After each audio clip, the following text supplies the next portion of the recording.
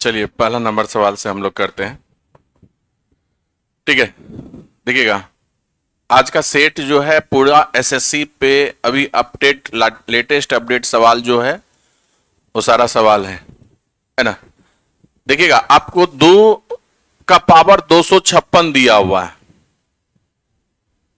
और इसको भाग दे रहे हैं 17 से, तो कितना शेषफल बचेगा यह आपसे पूछा है।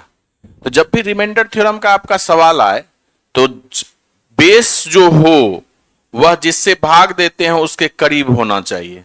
यानी कि यहां जो 17 है, 17 के करीब इस बेस को लेके आइए। तो आप लिख सकते हैं 2 का पावर 4, 16 हो गया 17 के करीब, है ना। तो 4 से यहां पर भाग दे दीजिएगा तो 64 हो जाएगा। यानी कि इसको लिख सकते हैं 2 का पावर 4 होल पावर 64, और ये 17 से भाग दिए। आप बताइए 17 से 16 में भाग देंगे तो -1 रिमाइंडर बचेगा। अब -1 पर सम पावर रहेगा तो फाइनली रिमाइंडर कितना आ जाएगा? 1 आ जाएगा, है ना। ऑप्शन नंबर सी आपका सही है ना।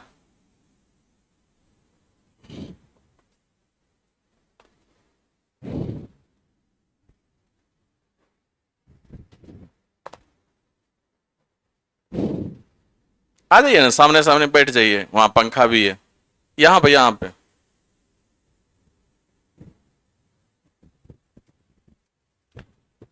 चलिए नेक्स्ट। अब देखिएगा, 484 के उन भाजक का योग कितना है जो पूर्ण वर्ग है।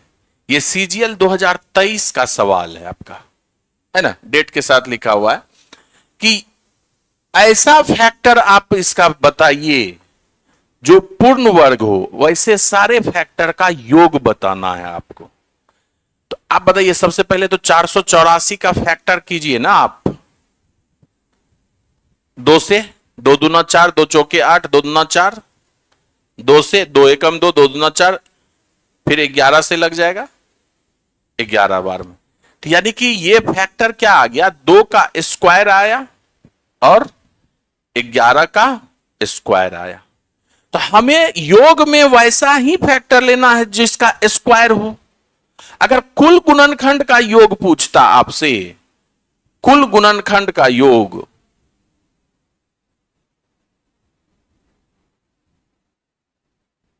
अगर आपसे पूछता, सम ऑफ ऑल फैक्टर्स, तो आप क्या लिखते इसको? 2 का पावर 0, 2 का पावर 2 तक गया तो स्टार्ट करेंगे 2 का पावर 0 प्लस 2 का पावर 1 प्लस 2 का पावर 2 इंटू, फिर इसको कहां से स्टार्ट करेंगे? 11 का पावर 0 प्लस 11 का पावर 1 प्लस 11 का पावर 2। लेकिन आपसे पूछा, अब इसको आप जोड़ के गुना कर दीजिएगा, सारे गुणनखंड का योग आ जाएगा। लेकिन आपसे क्या पूछा है कि ऐसा गुणनखंड जो पूर्ण वर्ग हो उसी का योग ज्ञात करना है। तो आप बताइए 2 का पावर 0 कितना होता है? 1 होता है। तो 1 तो पूर्ण वर्ग है, तो यानी कि ये लेंगे इसमें से। तो इसमें से आप क्या लीजिएगा? 2 का पावर 0 लीजिएगा। 2 का पावर 1 आप नहीं ना लीजिएगा, ये तो पूर्ण वर्ग है नहीं। 2 का पावर 2 तो आपका पूर्ण वर्ग है, तो इसको ले लीजिए 2 का पावर 2। अब यहां से क्या लीजिएगा? 11 का पावर 0 यानी कि 1, 1 तो पूर्ण वर्ग है तो इसको ले लीजिए। अब ये तो आप नहीं लीजिएगा, 11 किसी का वर्ग है नहीं, तो 11 का स्क्वायर तो ये वर्ग है, तो 11 का स्क्वायर। अब देखिए ना, ये कितना, 4 1 5 गुना 121 प्लस 1, 122, कितना हो गया? 610 हो गया। 5 गुना 10, 5 गुना 10 1 11, 5 एकम 5 1 6। ऑप्शन नंबर सी आपका है ना। तो कुल गुणनखंड का योग पूछता है तो ये करते। अगर वर्ग का गुणनखंड पूछा है तो वो उसमें से सिर्फ ऐसा संख्या उठाइए जो कि वर्ग में हो।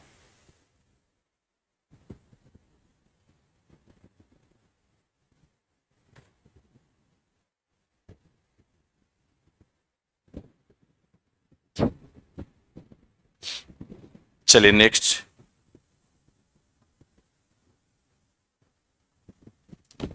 अब ध्यान से देखिएगा, दो संख्याओं का गुणनफल आपका 1500 है और उनका एचसीएफ 10 है। ठीक है, तो ऐसे संभावित युग्म की संख्या, नंबर ऑफ पेयर निकालना है। ये आपका सीजीएल मेंस में पूछा है 2023 में। आप बताइए कि संख्या किसका गुणज होता है? मौसों का गुणज होता है। तो अगर मौसों आपका 10 है तो संख्या क्या होगी? 10x, और एक दूसरी संख्या है आपका 10y। यही दो संख्या हुआ ना, और इस दोनों संख्या का गुणनफल जो है आपका कितने के बराबर? 1500 के बराबर। तो आप बताइए 10, ये डबल जीरो कट गया, कहने का मतलब हुआ x और y का जो गुणनफल होगा 15 होगा। अब x और y का ऐसा वैल्यू रखिए जिसको आपस में गुना करने पर 15 हो, और दोनों का मौसों भी एक होना चाहिए, को प्राइम पेयर होना चाहिए। तो आप बताइए 1 और 15 होगा कि नहीं? x का वैल्यू 1, y का वैल्यू 15, दोनों को गुना कीजिएगा 15 हो जाएगा। 1 और 15 का मौसों भी आपका 1 है। उसके बाद कौन सा है? 3 और 5 है, जिसको गुना करने पर 15 आ जाएगा, और इस दोनों का मौसों भी 1 है। तो यानी कि कैगो पेयर बना? 1 पेयर और 2 पेयर। तीसरा पेयर तो बनेगा ही नहीं, है ना? 3 पेयर नहीं बनेगा जी।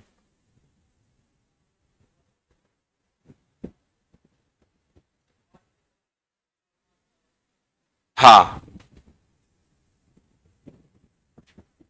चलिए नेक्स्ट। ये देखिए सिंप्लीफिकेशन का सवाल है, ये तो कर ही लिए होइएगा। देखिएगा, पूर्णांक को तोड़िएगा। 11 चौके 44, एक 45/4 हो गया। ठीक है, भागा को गुना में चेंज कर दीजिए। तो जैसे ही गुना कीजिएगा तो पलट जाएगा ये संख्या।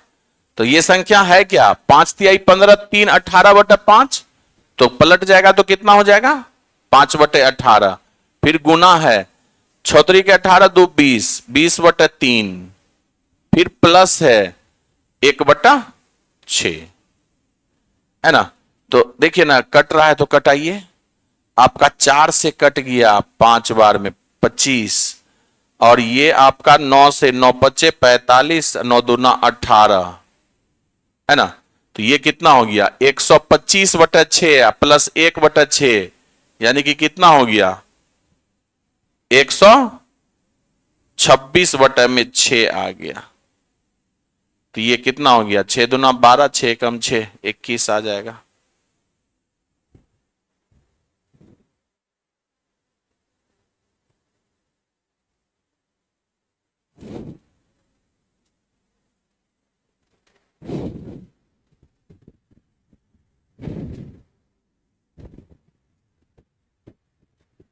चलिए नेक्स्ट। अब ध्यान से देखिएगा, इसका कोई किए हैं। आप बताइए कि यह sine C plus sine D के फॉर्मूला पर टूटेगा कि नहीं? Sine C plus sine D बराबर क्या होता है? 2 साइन सी प्लस डी, यानी कि 4 theta plus 2 theta, 4 theta plus 2 theta, sine C 2 sine C plus D by 2। ये आपका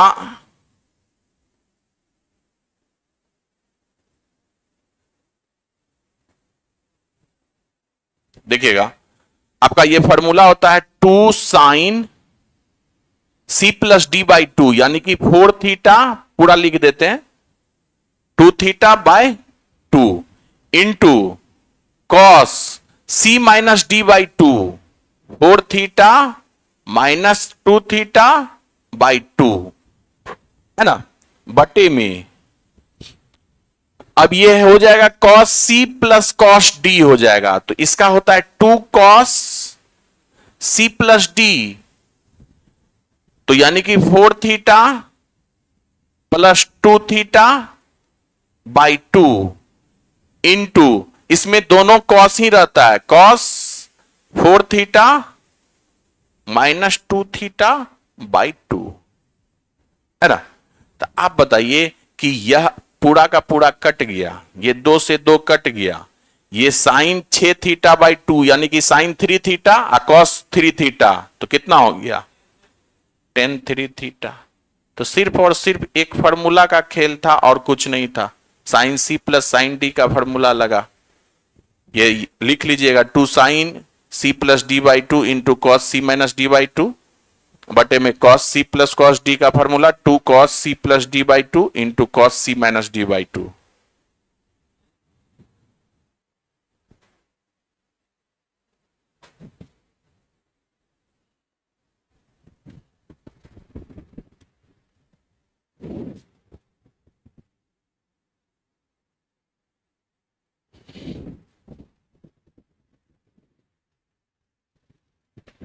ये CHSL में पूछा है 2022 के मॉर्निंग शिफ्ट में। चलिए 6 मीटर लंबाई का एक ऊर्ध्वाधर खंभा धरातल पर 4 मीटर लंबी छाया बनाती है, ठीक है। उसी समय एक मीनार 28 मीटर लंबी छाया बनाती है, तो मीनार की ऊंचाई ज्ञात कीजिए। 2024 में ही पूछा है CHSL में। कितना आया 42। इस तरह का जब भी सवाल आए ना तो आप एक ही तरीका अपनाइए। ये आपका क्या चीज है, 4 मीटर लंबी छाया है और ये 6 मीटर क्या है, खंभा का लंबाई है। तो आप लंबाई का रेशियो लंबाई से लीजिए। लंबाई का रेशियो किससे लीजिएगा, लंबाई से, बराबर छाया का रेशियो छाया से। छाया का रेशियो छाया से लीजिए। आप बताइए कि लंबाई कितना है मीनार का, 6 है, बटे में अब ऐसा मीनार का लंबाई हमें ज्ञात करना जिसका छाया जो है 28 मीटर है। तो इस मीनार की लंबाई को x मान लीजिए। 6 मीटर लंबी वाली खंबे का छाया कितना है, 4 मीटर, और x मीटर लंबी ऊंची जो मीनार है उसकी छाया कितनी है, 28 मीटर। तो 4 सत्ते 28 हो गया। तो यानी कि यहां पर एक समान यूनिट को आप बराबर कर लीजिए, 42 हो गया। ऑप्शन नंबर डी हो गया। यानी कि लंबाई का अनुपात लंबाई से और छाया का अनुपात छाया से, ये आपस में बराबर होगा। कई बार छड़ी पे पूछता है इतनी मीटर लंबी छड़ी की छाया इतना है, तो छाया का एक और लंबाई दे देगा, उसका दूसरे छड़ी का लंबाई पूछेगा।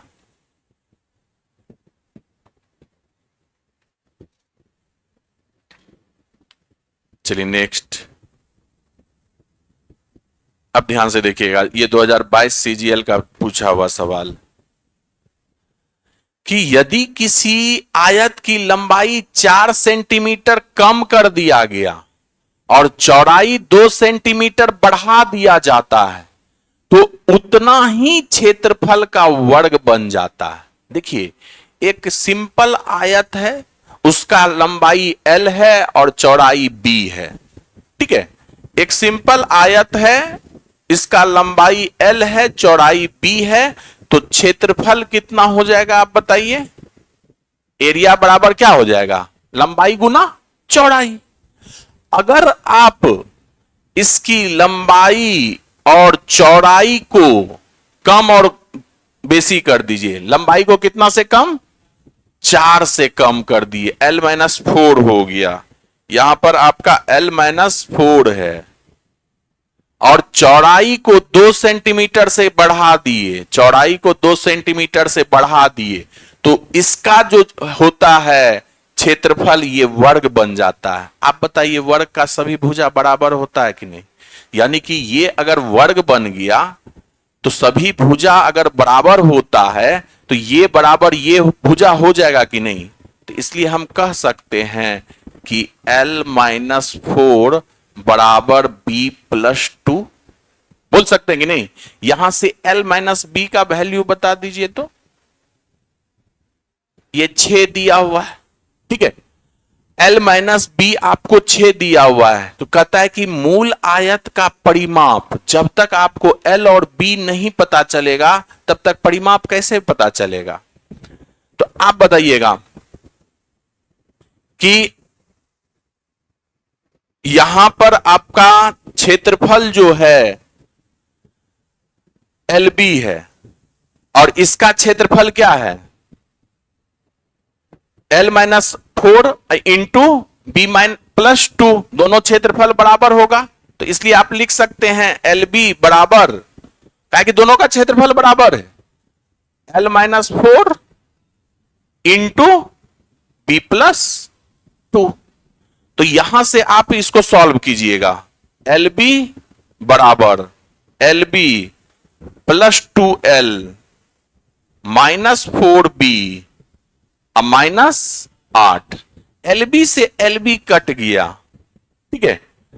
आप ध्यान से देखिएगा तो ये 2L -4B और 8 को इधर लेके आ जाइए तो बराबर 8। 2 से सब कट रहा है तो 2 से कटा दीजिए, L -2B बराबर क्या हो जाएगा 4 हो जाएगा।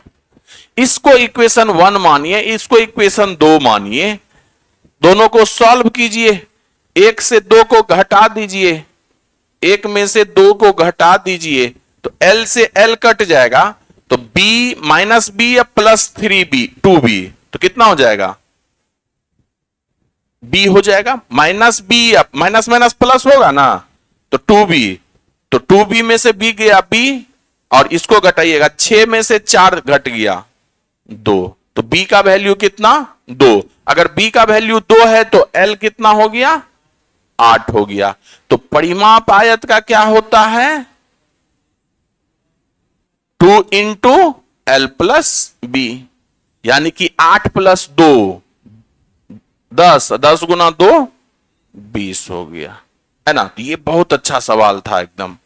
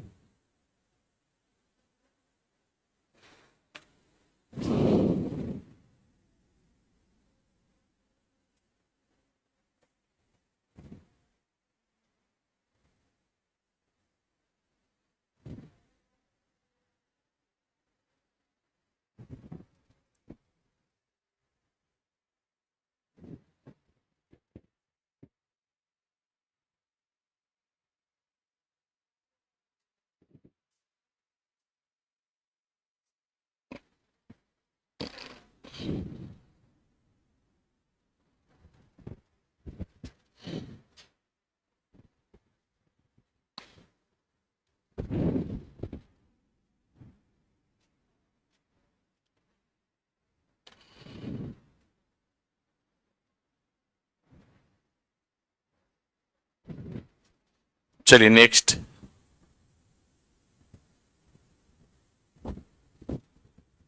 अब देखिएगा 15 सेंटीमीटर त्रिज्या वाला एक गोलाकार मिट्टी की गेंद को पिघलाकर 5 सेंटीमीटर त्रिज्या की कितनी गोलाकार गेंद बनाई जाती है ना।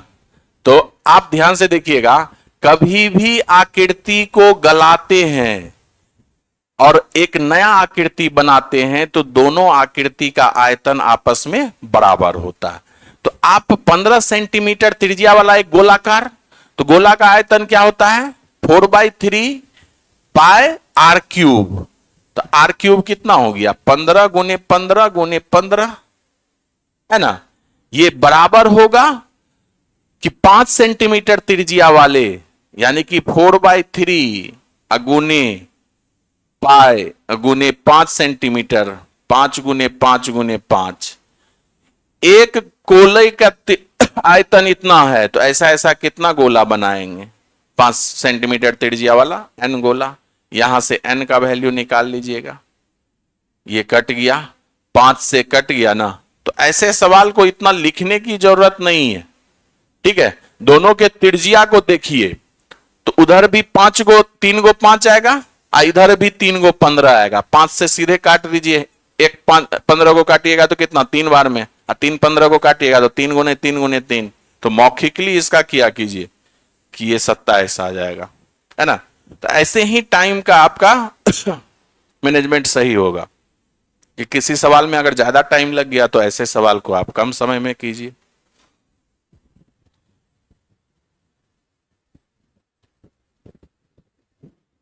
देखिएगा 6 सेंटीमीटर त्रिज्या वाले दो वृत्त एक दूसरे को इस प्रकार से प्रतिच्छेद करते हैं कि प्रत्येक वृत्त एक दूसरे के केंद्र से होकर गुजरता है, तो वृत्त के उभयनिष्ठ जीवा की लंबाई कितनी होगी? देखिएगा ध्यान से, दो वृत्त है, दोनों वृत्त एक दूसरे के केंद्र पर प्रतिच्छेद करता है, मतलब कि एक दूसरे के केंद्र से गुजरता है, यानी कि इस दूसरे वृत्त की का केंद्र यहां पर होगा और पहले वृत्त का केंद्र यहां पर होगा कि नहीं? यही ना बोला है। तो उभयनिष्ठ जीवा, एक ऐसी जीवा की लंबाई आपको लेना है जो दोनों वृत्त में मौजूद हो। तो उभयनिष्ठ जीवा कौन सा हो जाएगा? सबसे पहले देखिए कि यहां से यहां तक अगर हम बात करें तो ये सेकंड वाले वृत्त का भी त्रिज्या है और ये पहले वाले वृत्त का भी त्रिज्या है कि नहीं? तो यानी कि दोनों का त्रिज्या समान हो गया। आप यहां से यहां मिलाइए तो ये भी तो सेंटर से परिधि हुआ, तो ये भी तो त्रिज्या, यहां से यहां मिलाइए ये भी तो त्रिज्या, यानी कि एक समबाहु त्रिभुज बन गया, एक समबाहु त्रिभुज बन गया। और समबाहु त्रिभुज का प्रत्येक भुजा कितना है? रेडियस है, और रेडियस कितना दिया हुआ है? 6। तो आप बताइए अगर हम यहां से यहां तक इसको मिला दें तो ये इसका हाइट हो गया कि नहीं? समबाहु त्रिभुज का हाइट, समबाहु त्रिभुज का हाइट बराबर क्या होता है? √3/2 इंटू ए, तो ए कितना है? 6, तो 2 तिहाई 6, तो यानी कि 3√3 हो गया। तो ऊपर में जैसा वैसा ही नीचे भी होगा, नीचे भी होगा, तो यानी कि ये ही ना उभयनिष्ठ भुजा, उभयनिष्ठ जीवा हुआ। तो इसका 2 गुना कर दीजिएगा 3√3 का, तो कितना हो जाएगा? 6√3, है ना? ऑप्शन नंबर सी आपका सही। तो जब भी आपका दो वृत्त एक दूसरे के केंद्र से होकर गुजरे तो दोनों वृत्त की त्रिज्या समान होती है और एक समबाहु त्रिभुज का निर्माण होगा। एक क्या, 2 समबाहु त्रिभुज, एक ऊपर एक नीचे।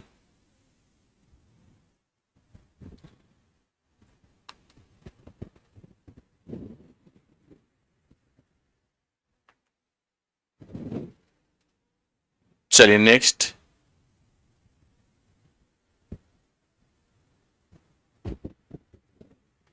अब ध्यान से देखिएगा। एक समांतर चतुर्भुज में समांतर भुजाओं में से एक 16 सेंटीमीटर है। एक समांतर चतुर्भुज बनाइए, कुछ इस तरह से एक समांतर चतुर्भुज बनाए, ठीक है? ये मान लीजिए कि ए है, ये बी है, ये सी है, ये डी है। इसमें आमने सामने का भुजा क्या होता है? समांतर होता है। समांतर चतुर्भुज में आमने सामने की भुजा समांतर होगी, यानी कि ए बी समांतर सी डी, अब बी सी समांतर ए डी। इसमें से एक जो है 16 सेंटीमीटर है, यानी कि एक ये 16 सेंटीमीटर है, ठीक है? अब दूसरा भुजा जो है समांतर वाला वह 12 सेंटीमीटर, ठीक है? यदि आयाम 16 सेंटीमीटर की दो समांतर भुजा, यानी कि ये देखिएगा, ये 16 है तो ये भी 16 है, ये 12 है तो ये भी 12 है, ठीक है? इस 16 सेंटीमीटर के दो समांतर भुजा के बीच की लंबवत दूरी जो है वह 24 सेंटीमीटर है। तो दो समांतर भुजा के बीच का दूरी कहीं भी बराबर ही होता है ना, है? तो यह 16 है, यह 16 है, तो मान लीजिए कि यहां से यहां तक का जो दूरी है ये परपेंडिकुलर है, ठीक है? ये दूरी कितना है आपका? 24 सेंटीमीटर दिया हुआ है। ये आपका दूरी 24 सेंटीमीटर दिया हुआ है। तो अन्य दो समांतर भुजाओं के बीच का दूरी पूछा है, यानी कि अन्य दो समांतर भुजा कौन सा है? एडी और बीसी, इसके बीच का दूरी पूछा है, यानी कि इसके बीच का लंबवत दूरी क्या होगा वही पूछा है। आप बताइए कि यही दूरी ना आपसे पूछा है, यहां से यहां तक अगर आप लंब खींच दिए तो ये वाला दूरी पूछा है। ये दूरी मान लीजिए कि ये हाइट है h। आप क्या कीजिए कि यहां से एक विकर्ण इसका खींचिए, ये समांतर चतुर्भुज का विकर्ण हो गया। आप बताइए समांतर चतुर्भुज का विकर्ण जो है इसको दो बराबर भाग में बांटता है कि नहीं? तो जो ये त्रिभुज यानी कि area of triangle A B D और एरिया ऑफ ट्रायंगल BDC आपस में बराबर होगा। अब किसी भी त्रिभुज का क्षेत्रफल क्या होता है, हाफ आधार गुना ऊंचाई होता है। तो आप बताइए ABD का क्षेत्रफल क्या हो जाएगा, हाफ आधार कितना है 16, इस पर ऊंचाई कितने का डाला गया है 24 का, ठीक है, बराबर। अब बताइए इस त्रिभुज का क्षेत्रफल हाफ आधार कितने का है 12 का, और ऊंचाई कितने का, यही तो पता करना है। हाफ से हाफ साफ हो गया, 12 से 2 बार में, यानी कि 16 दूना 32 हाइट हो गया आपका। तो ये भी बहुत अच्छा सवाल था आपका। अब ये देखिए किस एग्जाम में पूछा है, MTS में 10th लेवल का जो एग्जाम होता है उसमें पूछा है। तो किसी भी एग्जाम के सवाल को ऐसा नहीं कि सारा का सारा सवाल एकदम हलवा रहता है, कॉन्सेप्ट रहेगा तो सवाल तुरंत बनेगा।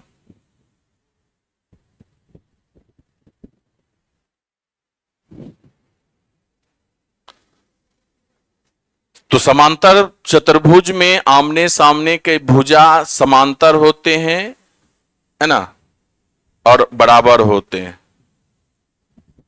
विकर्ण जो है समांतर चतुर्भुज को एक विकर्ण 2 बराबर भाग के त्रिभुज में बांटता है। यही 2 कॉन्सेप्ट है।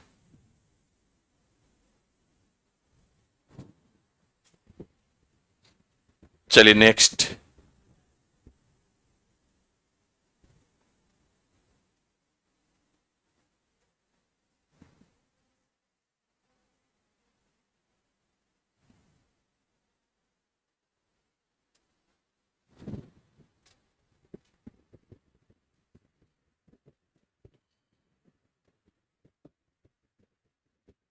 देखिएगा CGL 2024 का सवाल अलजेब्रा का, ध्यान से देखिएगा।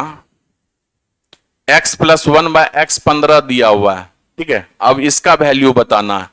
आप क्या कीजिए, इसमें किसी तरह कोशिश कीजिए कि x + 1/x आए, तभी ना आप इसका वैल्यू पुट कीजिएगा।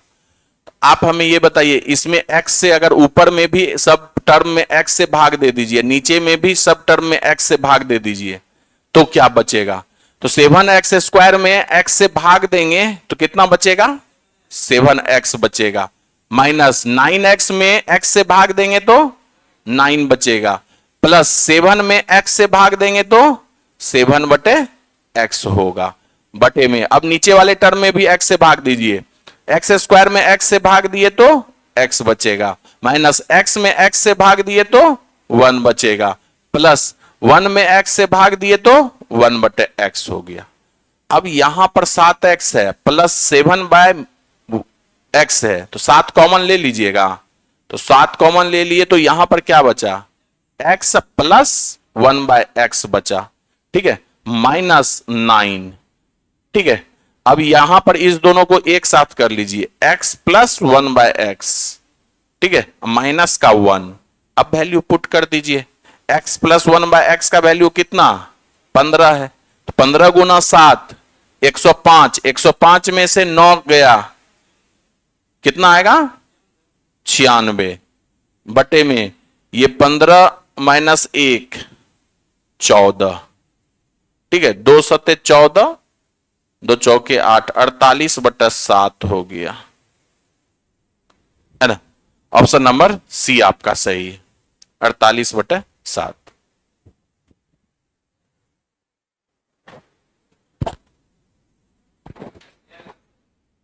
है ना, CGL का सवाल है, वो भी इसी साल पूछा है 2024 में, जस्ट लास्ट ईयर।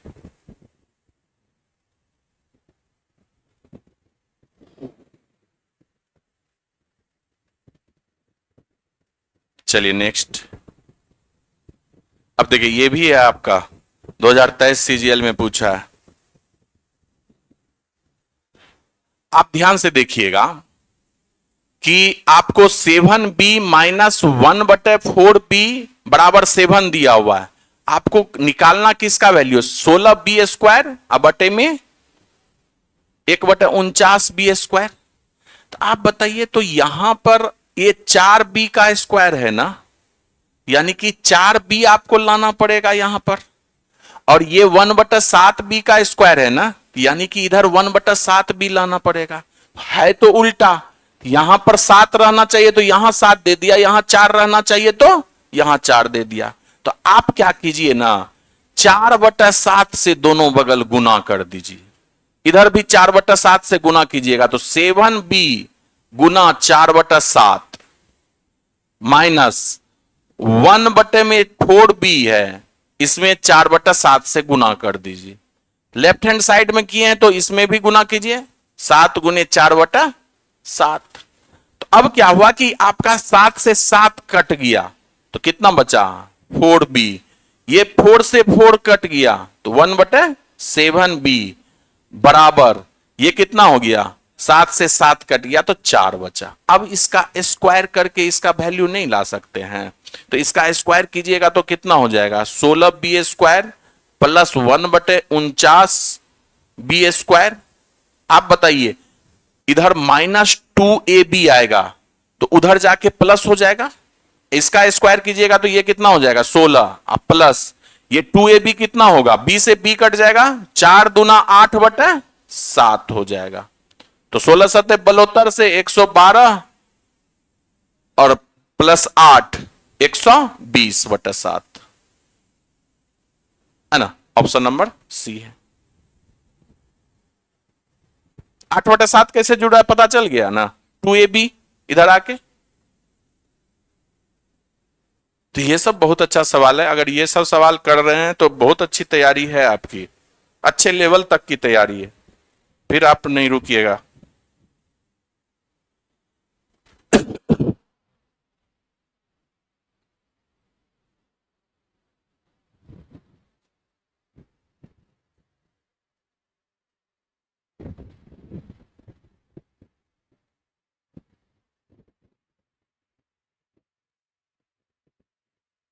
चलिए नेक्स्ट,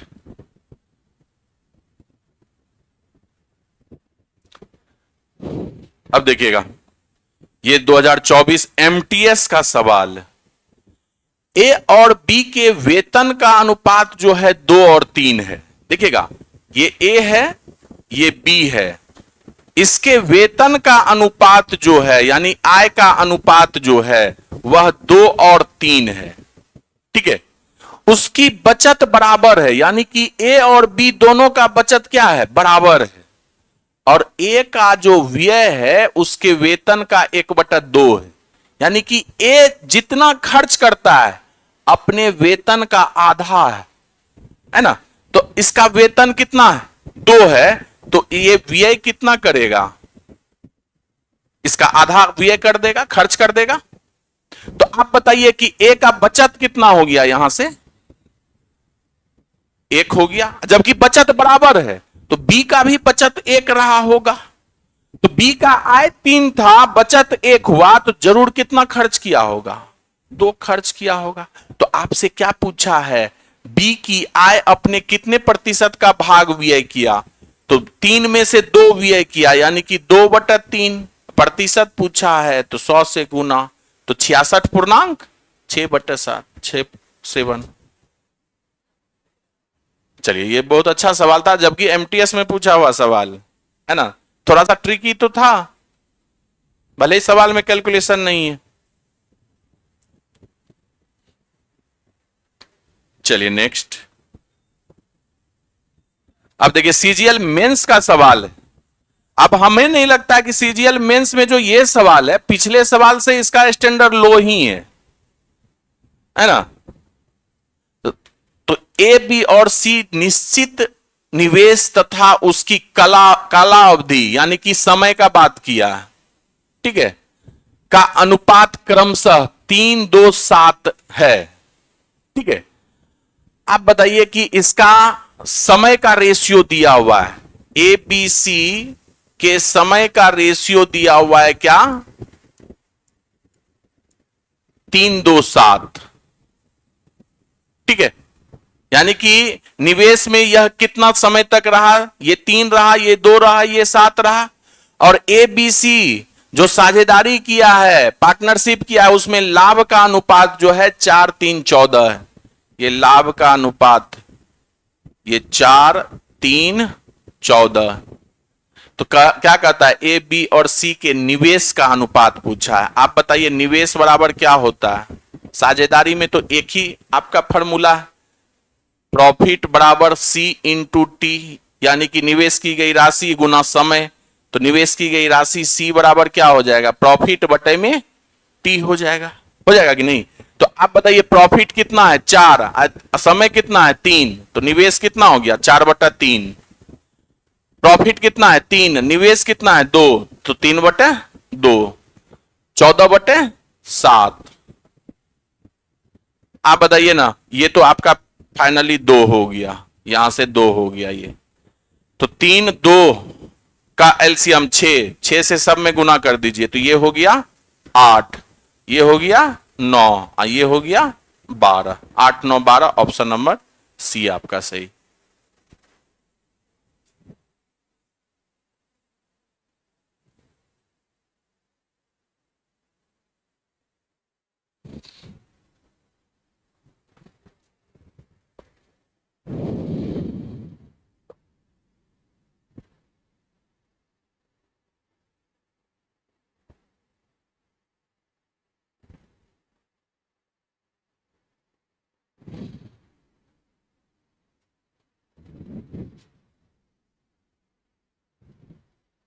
ये तो पार्टनरशिप का हो गया, ठीक है। इससे आगे आप लोग करेंगे। अब देखिएगा, समान क्षमता वाले और दोनों पूरी तरह से भरे हुए बर्तन में दूध और पानी का मिश्रण जो है 5 और 6। तो आप बताइए कि दूध और पानी 5 और 1 है ये, ठीक है। असमान क्षमता है, यानी कि दोनों में बर्तन में मिश्रण जो है समान आयतन में रहेगा, और दूसरे बर्तन में यह कितना है 6 5। इस दोनों को किस अनुपात में मिलाया जाए, मिक्स किया जाए, कि नए मिश्रण में दूध और पानी का अनुपात कितना, दोनों को मिक्स करना है। समान है तो पहले तो ये समान कीजिए ना, ये कितना होना चाहिए 6, और ये कितना है 11, तो इस दोनों को समान करना पड़ेगा। तो ये 11 है तो इसमें 11 से गुना कर दीजिए, और इसमें 6 से गुना कर दीजिए, बराबर हो जाएगा। 11 से गुना कीजिएगा तो ये 11 हो जाएगा, इसमें 11 से गुना कीजिएगा तो ये 55 हो जाएगा, है ना। इसमें 6 से गुना कीजिएगा तो ये 30 हो जाएगा, और इसमें 6 से गुना कीजिएगा तो ये 36 हो जाएगा। इस मिश्रण को अब मिला दीजिए, तो आपका 6 5 11, 5 3 8 1 9, और ये हो जाएगा 41, 91 41, ऑप्शन नंबर सी। तो जब भी दो बर्तन समान बर्तन है उसके मिश्रण को मिलाना हो तो पहले आप अनुपातिक वैल्यू को बराबर कीजिए, फिर एक दूसरे को मिला दीजिए। चलिए नेक्स्ट। अब ध्यान से देखिए, किसी पात्र में 40 लीटर टोटल दूध है और 4 लीटर दूध निकाल लिया गया। टोटल दूध निकाला कितना गया 4 निकाला गया, कितना में से 40 में से, यानी कि आप निकाल रहे हैं 1/10, यानी कि टोटल अगर वॉल्यूम 10 है तो उसमें से 1 लीटर दूध निकाल दिए। तो शुरुआत में दूध है आपका 10, 1 लीटर दूध निकाल दिए तो शेष दूध कितना बचा 9 बचा। यह प्रक्रिया 2 बार और दोहराई गई, तो यानी कि 10 9 एक बार और 10 9 2 बार, हर बार तो उतना ही निकाले उतना ही मिलाए। तो आप बताइए कि ये शुरू में दूध की मात्रा जो है ये 1000 है, और अब जो है दूध की मात्रा ये कितना है 729 है। यहां पर शुरू में दूध है, ये शुरू का दूध है ना, और ये शेष दूध है जो निकालने के बाद बच रहा है। तो एक्चुअल में शुरुआत में कितना लीटर दूध था 40 लीटर दूध था। ये इसका कितना गुना है बताइए तो, 1/25 गुना है कि नहीं। तो इसका भी 1/25 गुना ले लीजिए ना, 25 दूना 50, 22 है, 2 में सी नंबर आ जाएगा 29.16। लास्ट के टाइम ऑप्शन पे ध्यान रखिए।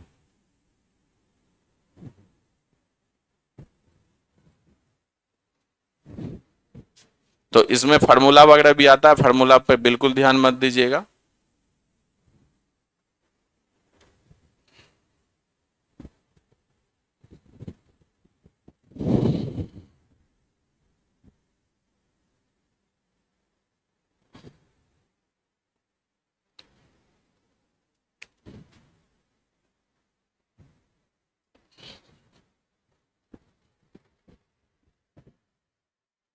चलिए नेक्स्ट।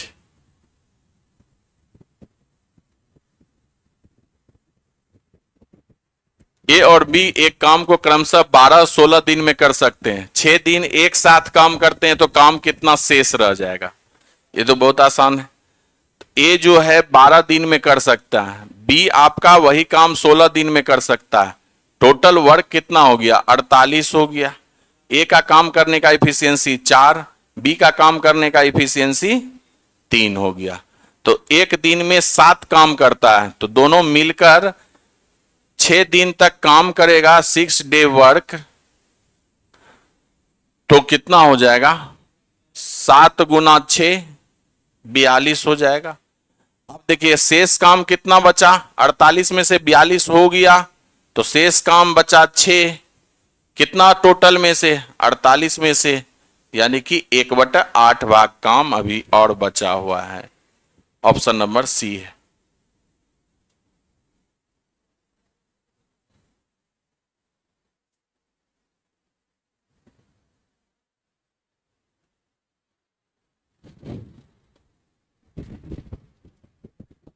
चलिए नेक्स्ट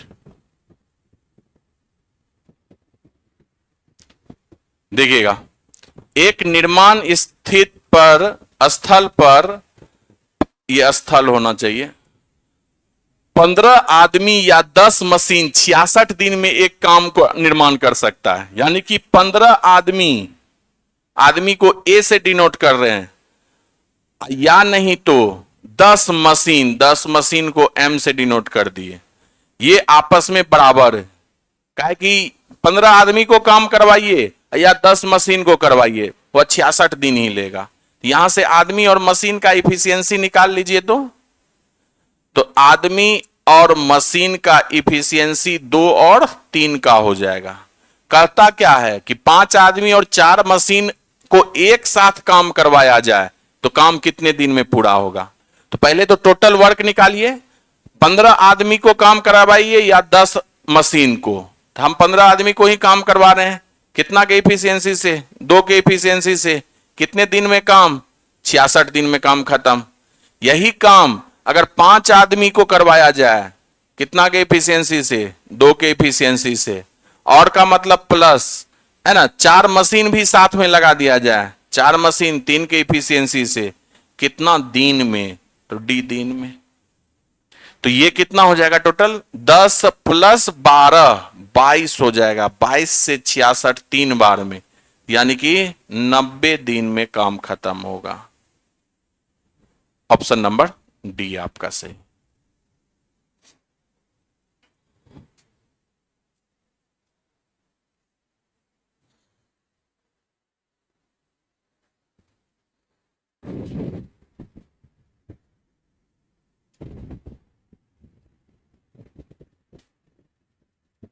चलिए नेक्स्ट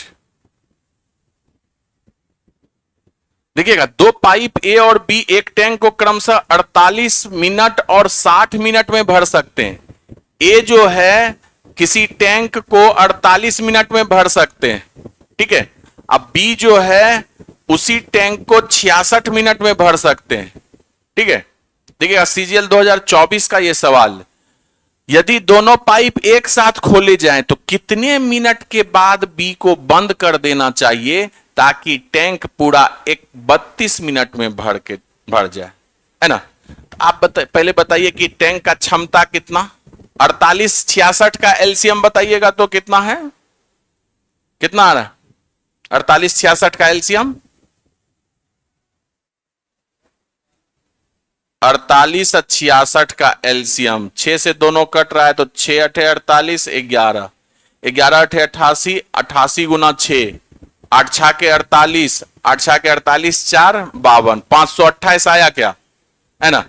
अब बताइएगा इसका इफिशियंसी कितना हो गया, 11 का, और इसका इफिशियंसी कितना हो गया, 8 का, है ना।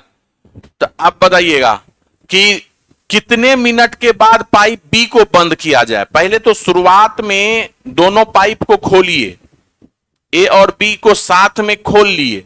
अब बोला क्या कि कितने मिनट के बाद बी को बंद कर दिया जाए, तो बी को बंद कीजिएगा तो लास्ट में तो ए चालू ही रहेगा। कि पूरा टंकी यहां से शुरू से अंत तक में कितना मिनट में भर जाना चाहिए, 32 मिनट में भर जाना चाहिए, 32 मिनट में भर जाना चाहिए। तो आप बताइए ना कि 32 मिनट जो में भरा है तो शुरू से अंत तक आपका ए ही काम किया है ना। तो ए यानी अपने क्षमता के हिसाब से 32 मिनट में कितना भर देगा, तो 32 1 मिनट में कितना भर रहा है, 11। तो 32 एकम 32, 32 एकम 32, 3 35, यानी कि 352 आपका 528 में 352 ए अकेले भरा होगा, तो शेष को बी भरा होगा। तो शेष कितना है बी के लिए, शेष कितना है बी के लिए, आप कटा दीजिए। 528 में से 352, 8 में से 2 गया 6, 7, 4 में से 3 गया 1, 176 पानी उसमें बी भरा होगा। और 176 पानी बी जो है कितने इफिशियंसी से, 8 के इफिशियंसी से, तो बी को कितना समय लगा होगा,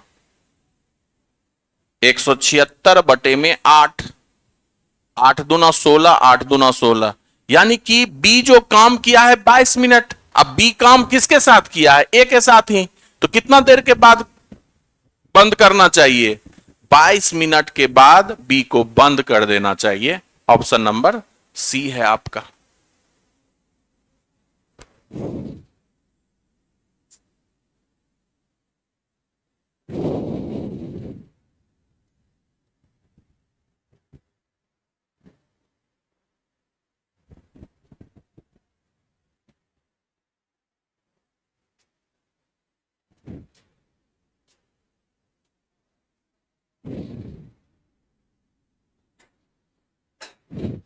क्लियर है, चलिए नेक्स्ट।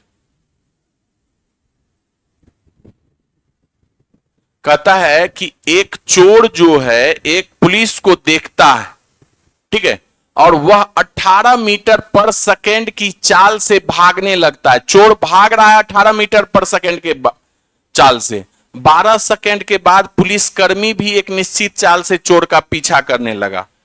आप बताइए, तो 12 सेकेंड तक तो चोर खुद दौड़ते रहा होगा, तो 12 सेकेंड में तो चोर कुछ दूरी तय किया होगा। तो दूरी कितना तय किया होगा, दूरी बराबर चाल गुने समय, 18 गुने 12 सेकेंड, तो ये कितना हो जाएगा, 18 दूना 36, 18 एकम 18 और 3 21, यानी कि 216 मीटर का दूरी जो है वह चोर दौड़ गया होगा। तब उसके बाद पुलिस उसके पीछे लगा। पुलिस उसको पकड़ने तक में 864 मीटर का दूरी तय करता है। तो पुलिस का चाल ज्ञात कीजिए, है ना। तो आप बताइए कि पुलिस कितना टोटल दूरी तय करता है, 200 864, ठीक है। तो चोर भी तो टोटल 864 दूरी तय किया होगा, है ना, तभी तो आप वहां पर जाके पकड़े। और चोर 12 सेकेंड तक, 12 सेकेंड के बाद भी चोर दौड़ते रहा। मान लीजिए कि 30 सेकेंड तक दौड़ते रहा। किस चाल से, दूरी बराबर चाल गुना समय होता है, ये टोटल चोर का समय हो गया। किस चाल से दौड़ा चोर, 18 के चाल से, तो ये भी तो पहुंच गया 864 मीटर।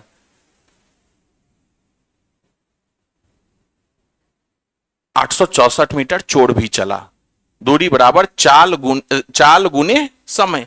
यहां से आप अगर कट रहा है तो कटाइए, तो कटेगा 8 6 14 4 18, 9 से कट जाएगा, 9 दूना 18, 9 नमा 81, अब 5 9 6 के 54, 2 से फिर कट जाएगा 48, यानी कि टी बराबर कितना 48 में से 2 गया, 8 में से 2 गया 6, और 4 में से 1 गया 3। 36 सेकेंड तक में आपका पुलिस, यही 30 सेकेंड पुलिस दौड़ा होगा ना, 36 सेकेंड में आपका 864 मीटर का दूरी पुलिस तय करता है, तो पुलिस का चाल ज्ञात नहीं कर लेंगे मीटर पर सेकेंड में? आप बताइए, 36 सेकेंड का में 864 मीटर दूरी तय किया, चाल बराबर दूरी बटा में समय, तो 36 से कितनी बार में कटेगा? चलिए, हाँ, 6 3 9, 6 4 10 8 18, 9 चौके 36, 9 9 81, 5 9 6 के 54, 4 दूना 8, 1 4 चौके 16, 24 बार में, यानी कि 24 आपका राइट आंसर। ये भी ठीक सवाल था, एमटीएस में ही पूछा है आपका, 2024 एमटीएस का।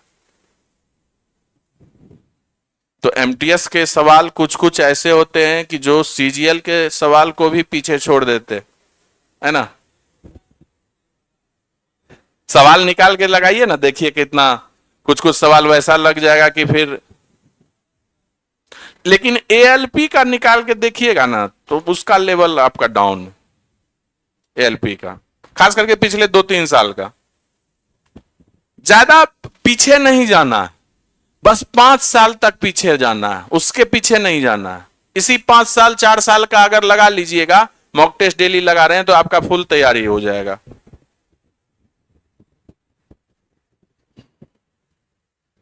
चलिए नेक्स्ट,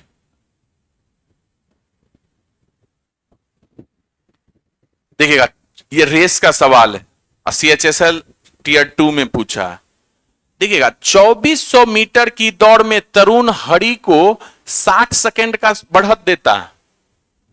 यानी कि तरुण क्या बोला हरि को कि आप 60 सेकेंड तक दौड़ जाओ, उसके बाद हम दौड़ना स्टार्ट करेंगे। तो यानी कि पूरा दौड़ तरुण जो है 2400 मीटर दौड़ेगा, हरि तो पहले 60 सेकेंड दौड़ लेगा, अब फिर भी हरि जो है 40 सेकेंड से हार जाता है, यानी कि तरुण उसको 40 सेकेंड से हरा देता है। यदि हरि की चाल 6 मीटर पर सेकेंड है तो तरुण की चाल ज्ञात कीजिए। पहले तो आप हरि का 6 मीटर पर सेकेंड के हिसाब से 60 सेकेंड में तय किया गया दूरी आप निकाल लीजिए। तो कितना मीटर दूरी ये तय कर लिया? 360 मीटर। टोटल 2400 के मीटर में तरुण तो आपको 2400 मीटर ही दौड़ेगा तरुण, और हरि जो है 360 मीटर कम अब दौड़ेगा जब रेस स्टार्ट होगा। तो हरि जो है 360 मीटर कम दौड़ेगा, तो कितना दौड़ेगा? 2400 में से 360 घटा लीजिए,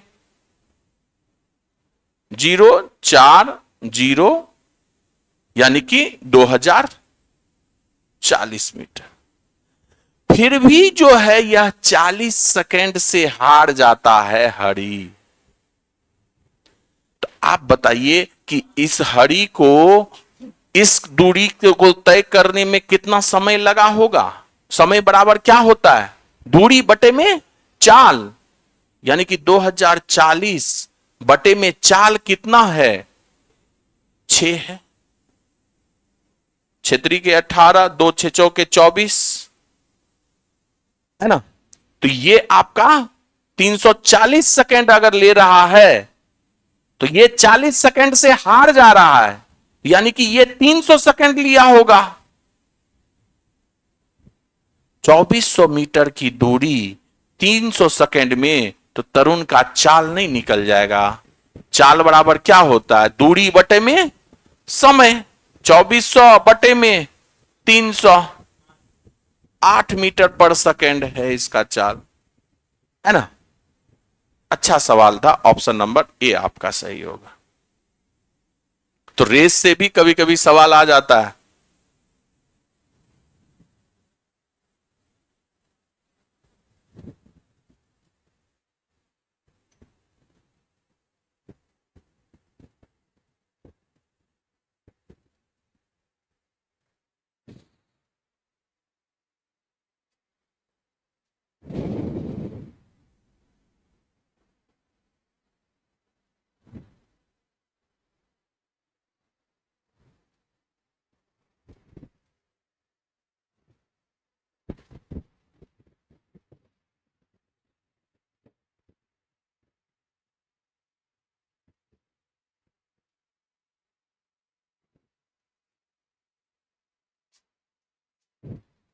क्लियर है? चलिए नेक्स्ट किया जाए।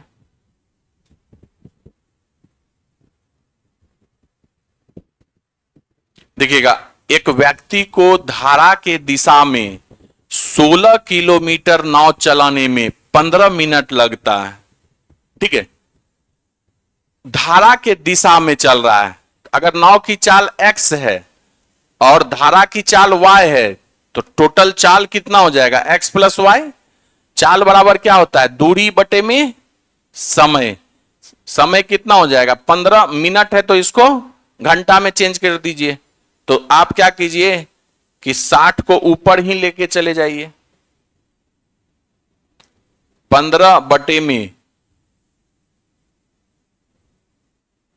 चाल बराबर दूरी बटे समय, यानी कि 16 बटे में 15 और 60 ऊपर चला गया,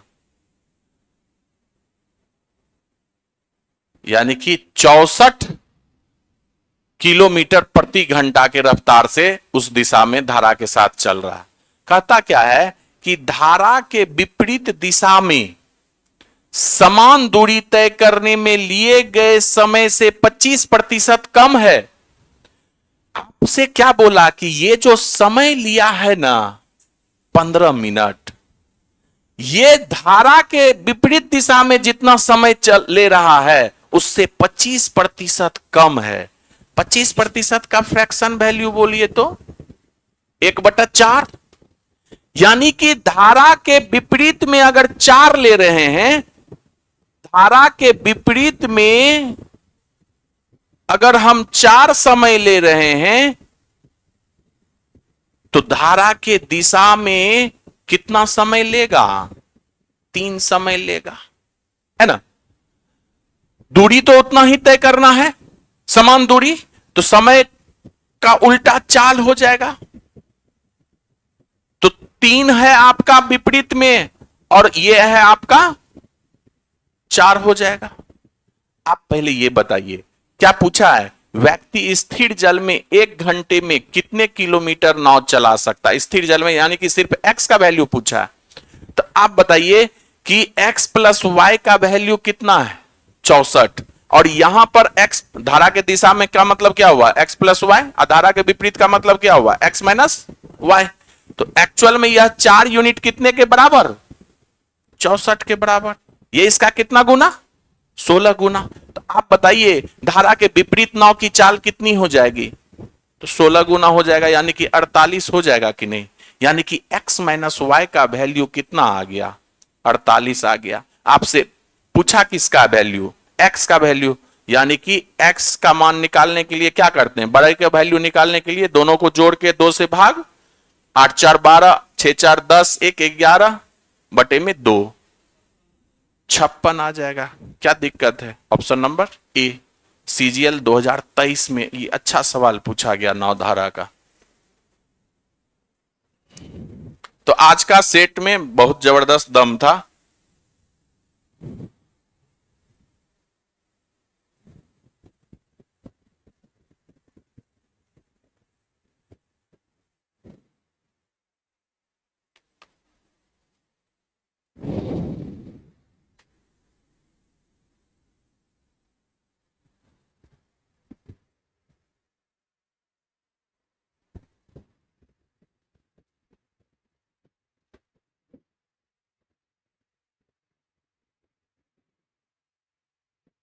चलिए नेक्स्ट।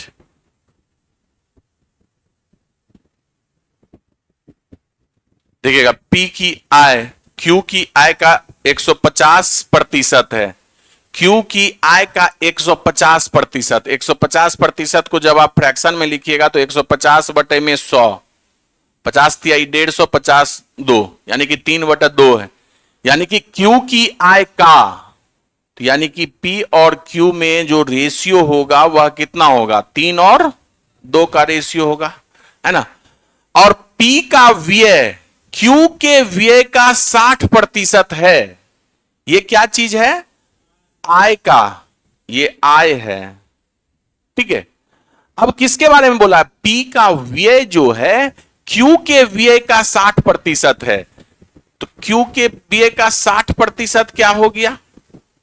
60% का फ्रैक्शन वैल्यू 3/5 Q का, यानी कि Q 5 है तो P कितना 3 है, तो यानी कि व्यय में का आपका अनुपात क्या हो जाएगा यहां पर, अरे P का व्यय Q के व्यय का, Q का व्यय 5 है तो P का व्यय कितना 3 है, 3:5 का रेशियो हो गया। कहता क्या है, Q अपनी आय का 20% बचत करता है, तो Q अपनी आय का 20% बचत करता है, 20% बचत का मतलब क्या हो जाता है 1/5, यानी कि आय अगर Q का 5 है तो बचत कितना करता है 1 करता है, तो खर्च कितना करता होगा 4 करता होगा, यानी कि Q का आय और खर्च में कितना का अनुपात 5:4 का अनुपात। आप बताइए Q के आय और खर्च में यहां पर कितना का अनुपात 2:5 का अनुपात है। इस 2:5 के अनुपात को आप क्या कीजिएगा 5:4 के अनुपात में चेंज कीजिएगा, और 5:4 के अनुपात में चेंज करने के लिए पहले इस दोनों को बराबर कीजिए, तो इसको 5 से गुना कीजिए, इसको 2 से गुना कीजिए, तो ये 1:1 के अनुपात में हो गया। अब इसको 5:4 के अनुपात में कीजिए, तो ये 5 से गुना और ये 4 से गुना, तो फाइनली इसमें 25 से गुना हुआ, तो इसमें भी 25 से गुना, तो ये कितना हो गया 75, और इसमें 8 से गुना, तो ये कितना हो गया 24। तो क्या पूछा है, P अपनी आय से कितना प्रतिशत की बचत करता है, तो इसका बचत कितना हो गया 75 में से 24 घटा दीजिए P का, तो 5 में से 4 गया 1, 7 में से 2 गया 5, 51 का बचत किया कितना में 75 में, प्रतिशत पूछा है 100 से गुना, 25 तिहाई 75, 25 चौके 100, 3 से 3 एकम 3, 17 तिहाई 51, 68% का बचत करता है ना। ऑप्शन नंबर ए आपका सही। तो ये भी अच्छा सवाल था रेशियो का, CHSL में आपका 2023 का सवाल था।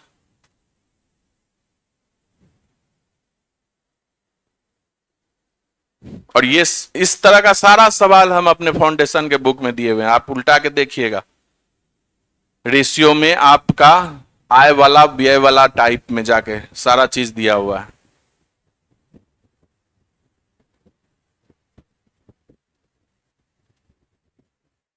चलिए नेक्स्ट, ए बी को 33% लाभ पर घड़ी में बेचता है। मान लीजिए ए जो है x रुपया में खरीदा होगा, उसको 33% लाभ पर बेच दिया, तो कितना में बेचा 133/100 में, है ना, यानी कि बी का अब क्रय मूल्य ये हो गया। अब बी जो है उसे 20% हानि पर बेच दिया, सी को हानि पर बेचा है तो 80/100, यानी कि सी इतना में खरीदा होगा, एक्चुअल में सी कितना में खरीदा 532 में। तो यहां से आपसे पूछा है ए का क्रय मूल्य क्या था, ए का क्रय मूल्य x है, ए एक्स का वैल्यू निकालना है, तो ये कितना से कटेगा, एक ये आपका 20×5 100, 20 चौके 80, 4 से 25 बार में, ठीक है, ये आपका कटेगा 4 बार में सीधे कट जाएगा, 4 बार में काट दीजिए, 25×5 100, 25 चौके 100 गुने 5, 500 हो गया, है ना। ऑप्शन नंबर ए आपका सही।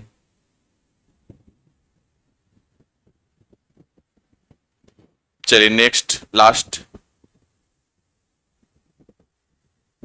देखिएगा कितने वर्ष में किसी साधारण ब्याज पर किसी धनराशि पर 2.6/7% वार्षिक की दर से साधारण ब्याज मूलधन के बराबर होगा।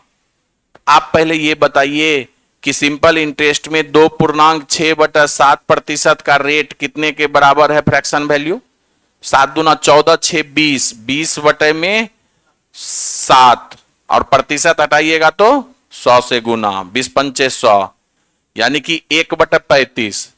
तो आपका यहां 1/35 का मतलब क्या है, मूलधन अगर 35 है तो एसआई 1 साल का कितना है 1 है, तो आपको एसआई 1 साल में 1 मिल रहा है, मूलधन के इतना एसआई करना है आपको, तो 35 साल लग जाएगा, तो 35 आपका आंसर हो जाएगा, ऑप्शन नंबर सी, है ना।